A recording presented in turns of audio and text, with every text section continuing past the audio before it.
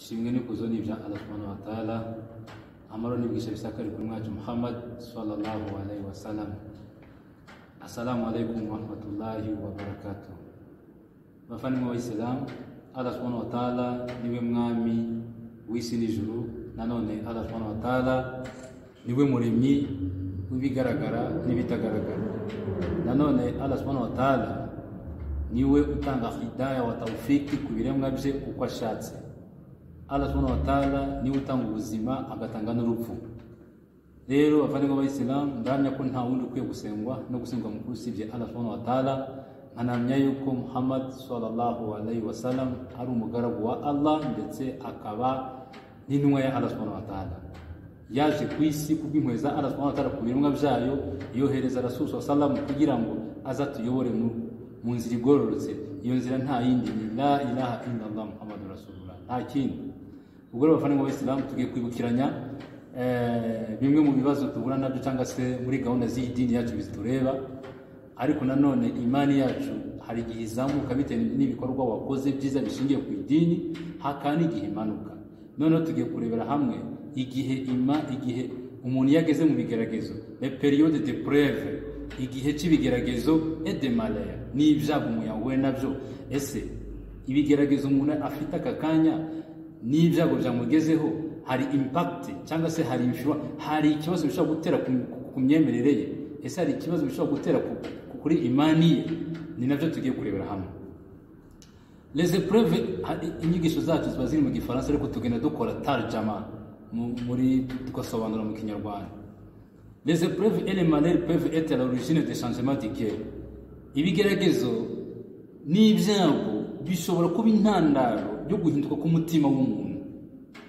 Niba mu mutima w'umuntu ushobora guhinduka bite n'ibyago byageze ku muntu cyangwa se ibigeragezo afite by'ubuzima. Que ce soit des épreuves faciles, byaba ibigeragezo byoroshe ou ardu cyangwa se bikomeye. C'est ceux qui ont beaucoup de compréhension, babandi bafite imyumvire cyangwa se fahamu, dont les cœurs sont remplis de foi. Ariko babandi bafite imyumvire na fahamu yuko babandi bafite istikama ku idini, bafite igihagararo ku idini, peuvent rester fermés dans la foi. Igihe cy'ibigeragezo byabaje n'ibyago bashobora kuguma mu idini, bashobora kwikomeza, bashobora kugira istikama mu idini igihe ibigeragezo byabagezeho. Parmi les différents types de preuves se trouvent bimwe rero mu bigeragezo bitugeraho twege tubana na byano ku isi. Tugiye kuri ibigeragezo bigeza kuri 5. Hari ibigeragezo duhura na byano ku isi, reka turebe bimwe mu bigeragezo duhura na byano ku isi. Icyambere, le désir de la richesse, kugira irari ryo gushaka gukira vuba. Kugira irari ry'ubukire, gushaka gukira vuba byihuse. Allah subhanahu wa ta'ala muri Qur'an aravuga ngo et parmi eux se trouvent ceux qui ont établi un pacte avec Allah en disant, bamwe muri bo mu Bayisilamu bemeramana hari bamwe bamaze kugirana amasezerano ya Allah subhanahu wa ta'ala, bakavuga ngo si nous accorde sa richesse, Allah naduha ubukire, ubukungu, nous devons faire la charité, tuzatanga sadaka, et nous serons certainement parmi les justes. Allah naduha ubukire, tuzaba mu bantu bari ku murongo mwiza, mu bantu bineza, juste, mu bantu bari ku murongo ugororotse.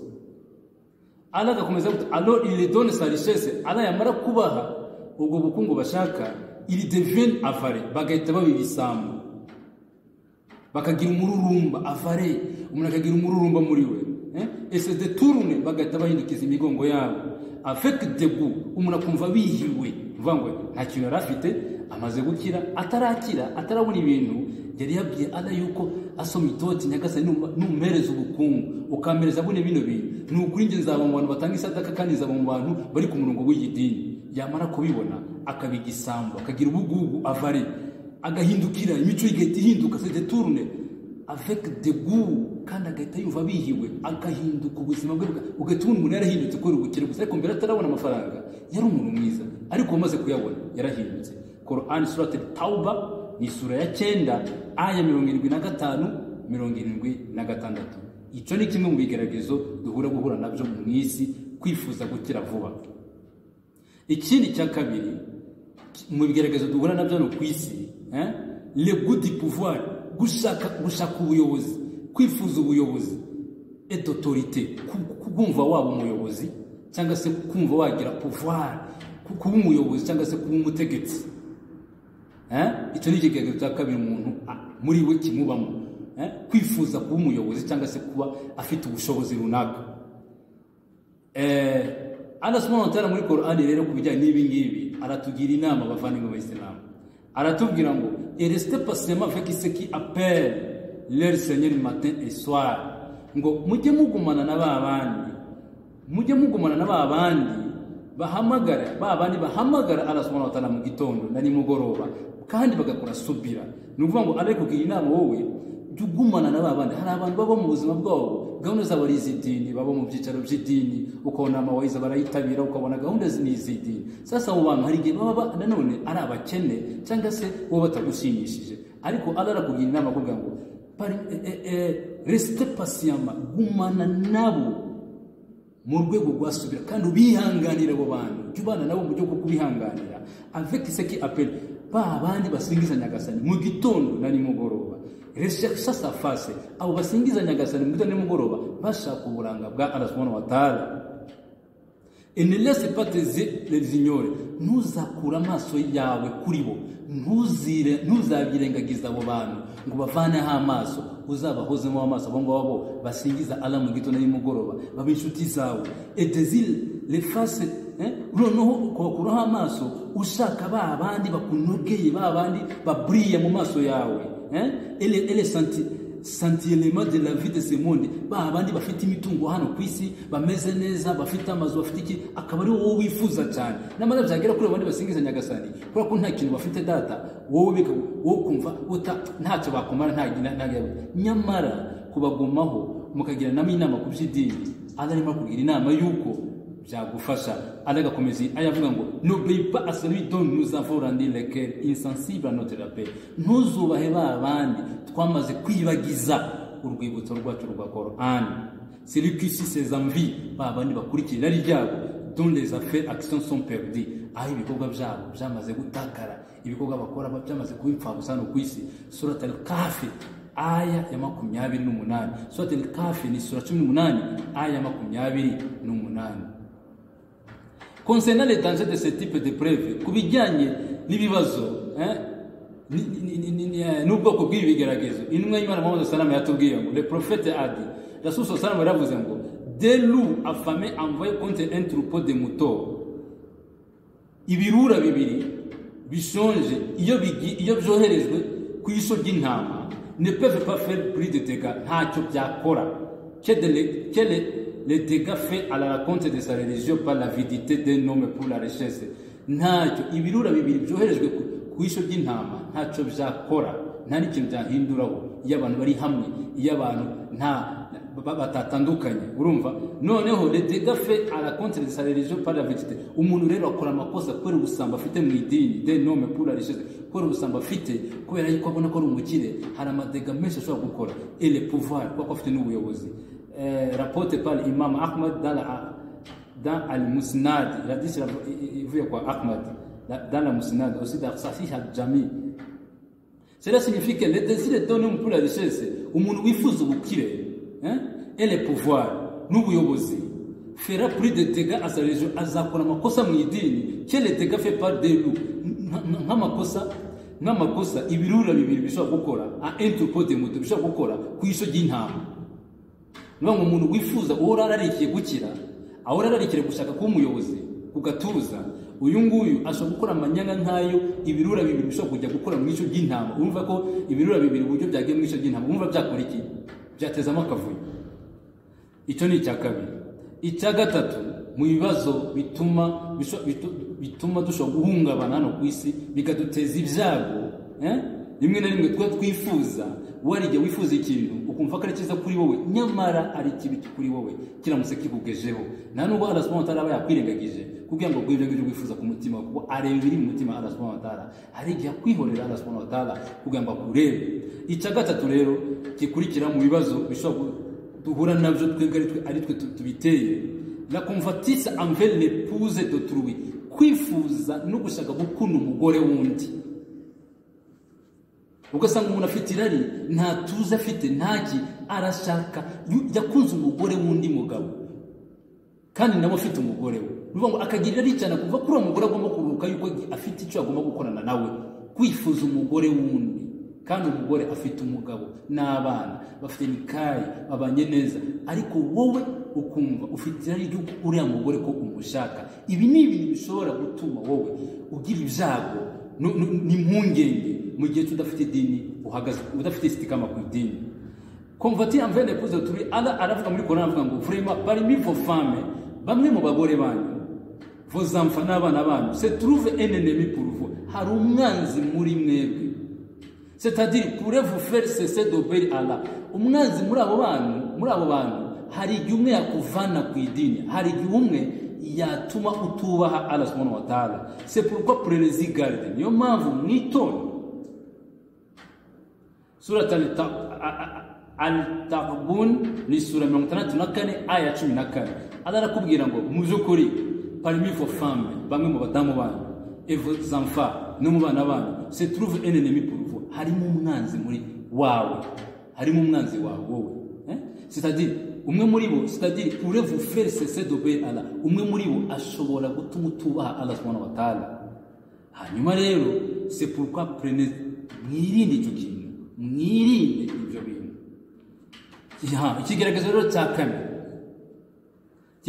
kane l'amour immodéré des enfants, gukunda abana birenze. L'amour immodéré des enfants. Rasul sallam, le prophète a dit, les enfants sont une cause de la lâcheté, une cause d'avarice. Abana bashobora abana beza bashobora gutuma ubigisambo, une cause de chagrin, bagatuma ugira uri umuntu wihora mu mujinya buri munsi abana bawe. L'amour, gukunda abana mu buryo butari modere uvuga ngo uri juste niki wowe ugasanga uburyo utireta abana bawe ntago ari uburyo bwiza.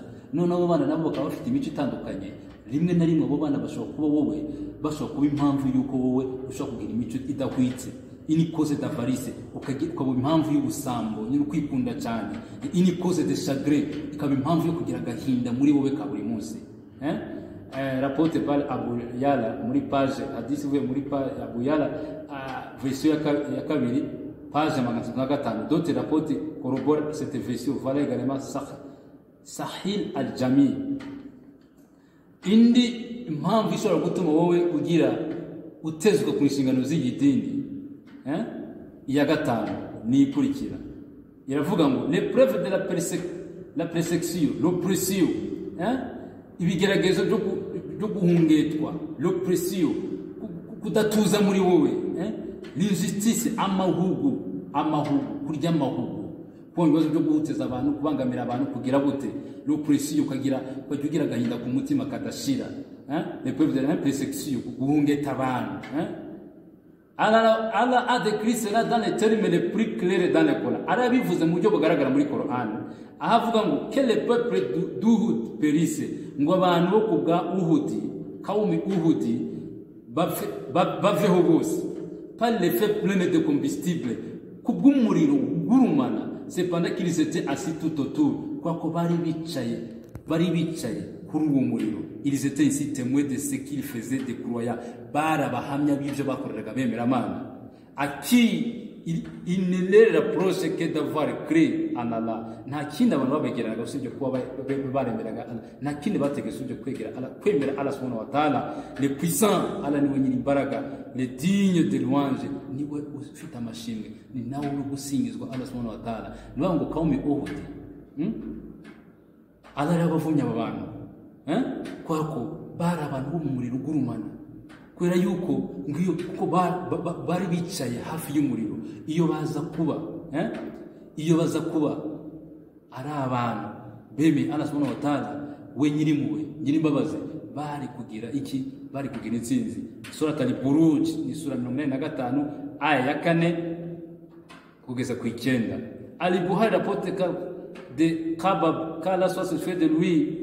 Al-Bukhari agaragaza ko Kabab razana abantu kila yaravuze ngo nous nous plaignions auprès du messager d'Allah alors qu'il était allongé sur sa cape à l'ombre de Kaaba. Twagiye kureba Rasul sallallahu alayhi wasallam dusanga yuramye kuri al-Kaaba Il a dit, la surah parmi les gens qui étaient avant vous,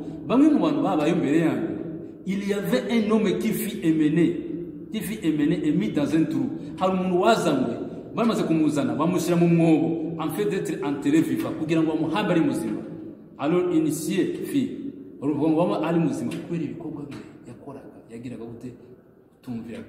Utumvira Allah subhanahu wa ta'ala ibiro bavana mu Islam inyigisho nyinshi ariko dufata akavido kamwe kugira ngo twibukiranye ku idini dore ko umenye bw'idini ari bwinshi cyane ariko inyigisho ni nyinshi cyane ariko dufata tumwe muri two tugira ngo tutugeze ku bandi. Ubwo rero ndashimira Allah subhanahu wa ta'ala umushoboje kuba twibukiranyije kandi saba uzumva ino video wese agakuramo niyo yakuramo akantu kamwe Allah azamufasha mu by'ukuri twese Allah duha hidayah wa tawfiki Allah dufashe mu by'ukuri dushimira Allah subhanahu wa ta'ala kuba turi bazima kandi dusaba Allah subhanahu wa ta'ala dushire kuri hidayah afungure amaso y'imitima yacu turebe kure.